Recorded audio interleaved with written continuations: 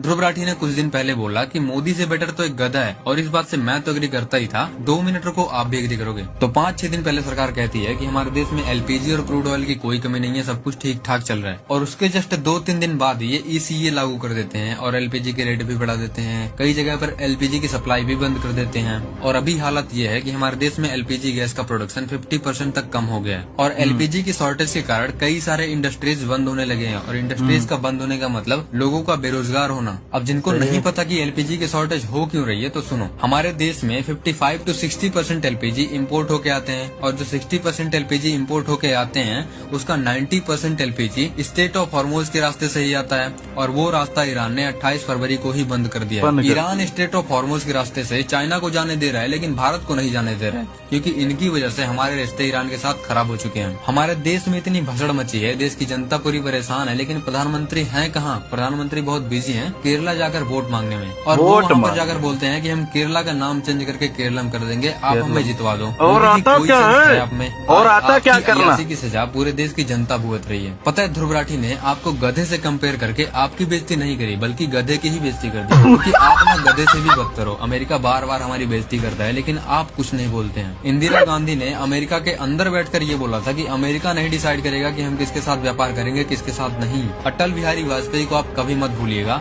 जिन्होंने अमेरिका के इतने प्रेशर के बाद भी हमारे देश को परमाणु संपन्न बनाया, जिनकी वजह से आज हमारे देश को कोई आंख उठाकर भी नहीं देखता। तो मोदी जी, आपने ऐसे कौन से गुल खिलाए हैं अमेरिका में जाकर कि आप ट्रम्प को कुछ नहीं बोल सकते हैं? अगर आपसे हो गई है कोई गलती, आप नहीं बोल सकते हैं ट्रम्प को, तो आप इस्तीफा दे दीजिए। बट अफसोस, ये सब सवाल आपसे मीडिया वाले कभी नहीं करेंगे, क्योंकि उनके पास हिम्मत नहीं है। तो मीडिया बिकी हुई हमारी आवाज को बुलंद बनाने के लिए फॉलो कर सकते हैं। बाकी जय हिंद, जय भारत। ये दोनों राठी मिलके ना बीजेपी की सरकार को गिरा देंगे, देख लेना।